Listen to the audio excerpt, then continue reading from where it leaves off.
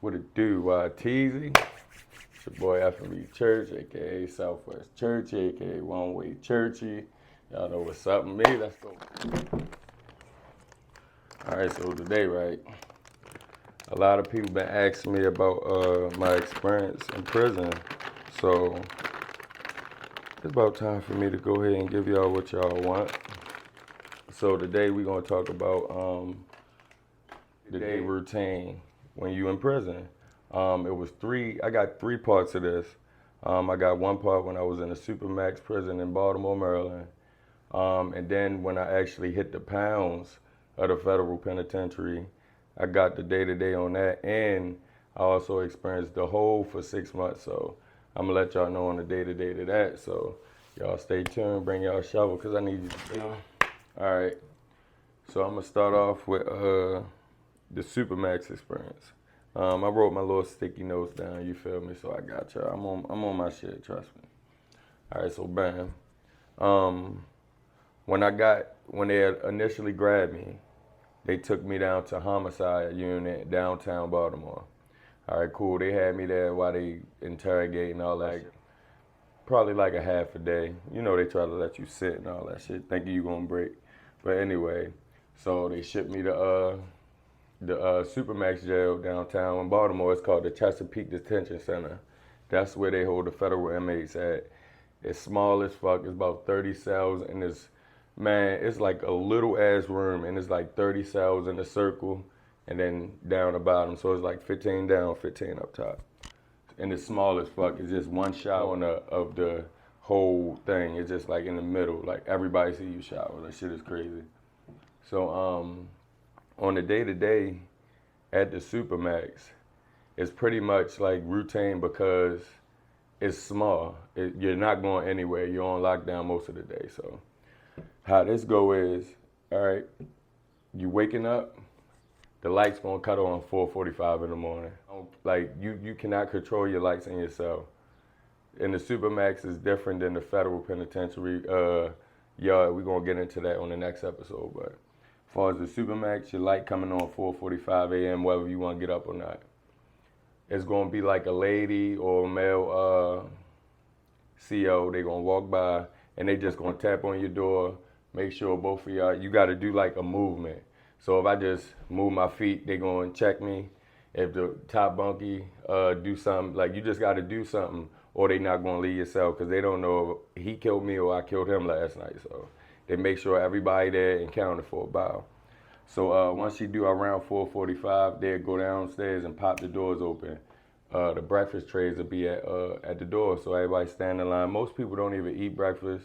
A lot of people don't eat breakfast because the breakfast be bullshit. Let's just be honest. The breakfast be bullshit. It be slop. It be pig slop, really. So I'm gonna post up on the end of this video. I'm gonna show y'all our menus in the federal penitentiary. This shit is crazy, but yeah. Once we wake up, 5 o'clock breakfast. Like I said, most people don't really eat that shit. They just kind of get up.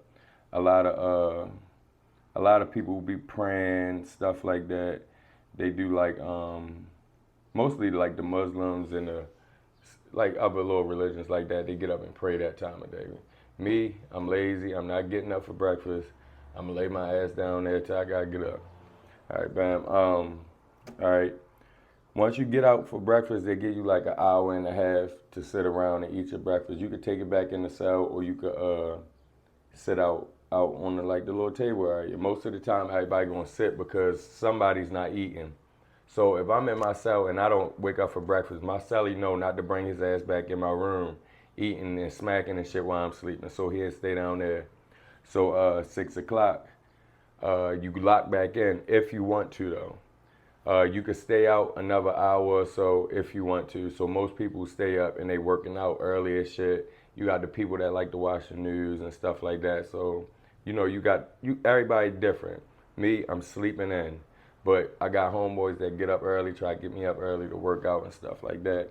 And then is no workout equipment. We making all our workout stuff. So we get like a trash bag, fill it up with water, wrap shirts around it, and just lift the water bag. So After the 6 o'clock lockdown, all the doors open back up at 7:45, and when they open back up, that's pretty much when everybody start going to the dentist. Their lawyers might come at 8, so people getting ready for visits, early visits, stuff like that. Everybody pretty much be up. So we in this little area, so it ain't nothing but like 2 TVs, microwave and stuff. The one shower in the corner, that's all we got. So if you want to go back in your cell, you cool. If you want to come out and just walk back and forth, that's up to you. So that's at 7:45. So like I said, you got to about 9:45 is another lockdown. Everybody must go in. The TVs go off. They don't care what y'all do. I read, write, stuff like that. You got people drawing, anything. Everybody got their own little thing that they do to buy time. So after the 9:45 lockdown, 11 o'clock lunch. So they'll pop the doors at like 10:55, something like that. They'll pop the doors open, and all the lunch trays will be at. Man, I came to work today. They was talking about some. Why you late? Man, I said free Young Thug, free Gunner, boy. I'm on slime time, bitch. Yeah, this Jeffrey Douglas, boy. As far as lunch and dinners and stuff like that, I'm gonna show y'all at the end. Our schedule on that. But lunch at 11, as far as the Supermax. At 11, everybody usually just be out fucking around with each other. Some people might hurry up and work out, this and that. But at 12:45, they're going to lock us down again. That's how the Supermax is. We don't have time because it's always friction. You got your Bloods, you got your Powers, you got your Crips, you got your BGF members, you got your Muslims, you got your atheists, you got your white supremacists, you got your Serenos, Norteños, 18th Street, MS-13s, you got all the white gangs, the Nazi gangs, all that. So they try to, the least confrontation they can. They don't want us around each other because everybody fucking stone cold criminals and killers and stuff. So they try to limit the what word I'm looking for? Just the whole just mingling and shit like that. So so once we lock down at 12:45, they pop the doors open at 4:15, and that's dinner. Dinner probably come around like 4:30. So we're getting dinner again. I'm gonna show y'all our dinner throughout the week and stuff like that. So at the dinner, every hour on the hour, the doors were open and closed, and they would do they call it rounds. They do their little checks every hour on the hour, and the door open. If you don't come out by the time that person done their rounds, you stuck in your cell for the next hour. So like 5 o'clock, the doors were open. If you got hurry up and run in your cell to grab something, anything, some food that we about to cook, because a lot of people don't eat the dinner. We all just hook up at the end of the day because like you're a grown fucking man. My dinner at 4:15. Like, how the fuck I supposed to survive after that? So if you don't have your peoples helping you out with commissary, if you don't have nothing going on in the prison and generate any kind of money, or if you, the barter system, I could trade for this, you draw. Like for instance, people that could draw on Mother's Day, birthdays and stuff, they drawing the cards and shit. They getting food, they getting money for that shit. So if you ain't got no hustle, you gonna be down bad if your peoples ain't fucking with you. So a lot of people, we just wait till later to eat. Like, it's no point of trying to eat at 4:15 and think you're gonna be okay after that. Like, that's just not realistic as a man. But after that, 6 o'clock, that's yard time. Every pod got their time, so 6 they start calling. They do they might switch the rotation every day. So it's like A, B, C, D. They might call D first, and then A, and then B, and then so on. So you go out there for an hour, which is in a littler cage than the pods is. So it's a lot of shit happen there because it's one basketball court, and there's one side where it's like you could just walk back and forth. It's nothing. So the side with the basketball court is a little bigger in the Supermax. So the Mexicans don't like that all the blacks just play ball on there. They be wanting to play soccer right there. So we get into it a lot with the Mexicans over soccer and basketball, like every day. So we got to a point where we just came up with an agreement like, all right, every other day y'all get it. You know, so we could just try to stop getting locked down, because once one person fight, we locked down for a week. We can't talk to our families. We can't get no commissary, no drugs, none of that shit. So at the 6 o'clock like yard time, mostly everybody come back, shower, this and that.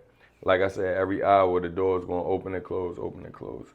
So 9:45, that's like the last lock in. 9:45, the TV get cut off. You lock in. 10 o'clock, your lights get cut off in your cell. Now, I got where I was at in the Supermax, they let you get a PlayStation, a old Xbox, and a little flat screen, 15-inch flat screen or like a 21-inch flat screen.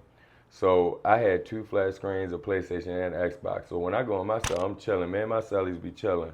Like we eating and all that, playing the game and shit. So we don't mind. But if, like I said, if you ain't doing too good, you're gonna be fucked over.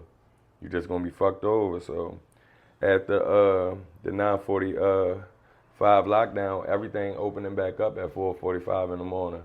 Like anything you gotta do after that is just like a dead zone. But I was a working man, so at 11 p.m. at night, my cell pop open because I'm in charge of cleaning the pod and shit like that. So at 11, once my cell pop open, I could cut the TV back on. They let me chill all the way to 4:15 when breakfast come. But I never stay out that long. I just do what I do to make my money, and then I get back in. For instance, like once my cell pop, everybody, you know the little squares in the cells, they got these little holes. Everybody start pulling their bowls out, their food. Church, can you heat this up for me? Church, can you give me some ice out the cooler? Church, can you pass this to this dude? Can you get this to this dude? Can you get this from this dude and bring to me? Every time I'm doing shit, I'm getting money. So that was my little hustle. And plus, I got to be out the cell all the time. So that just was like a plus for real, because that shit get claustrophobic, man. Like, you don't want to be in that cell every day, all day. That shit, you'll go crazy. So when I come out, I bring my PlayStation out and I put it on the big TV and I play the game while everybody else just be looking in the cell at me playing the game and shit, because there's really nothing to do. But if the cell close enough, I could give them the controller and we could play certain. But it's only like the first 3 cells that could reach. So, but yeah, that's the Baltimore Supermax. I'm sure every Supermax is different, but as far as where I was at in Baltimore, Maryland, the Chesapeake Detention Center, that's exactly how I went, like to the T. As far as visits and stuff like that, visits be like hour visits. Like it'd be like every other day type stuff, like Tuesdays, Wednesday, like Tuesday, Thursdays, Saturdays type stuff. So you get your little hour visits. It's through the glass in the room. You got your phone and you got the glass, and then somebody else got their phone. So, but it's more intimate than a bunch of people in the rows. Even though they next to you, they can't. It's like big thick walls in between y'all. So, I mean, as far as the visits, that was the when I was in the Supermax, that was the first time I seen my daughter like face to face. Like she when she was born, I seen her through the glass for like an hour for the first time, and that was like real hard for me. So, but the fact that I at least got to see it, I couldn't touch her, but y'all know how that go. It shape you. So yeah, that's it as far as like the day-to-day life inside of the Supermax prison in Baltimore. Everybody comment, ask questions. I'm happily answer all y'all questions. So y'all hit me up.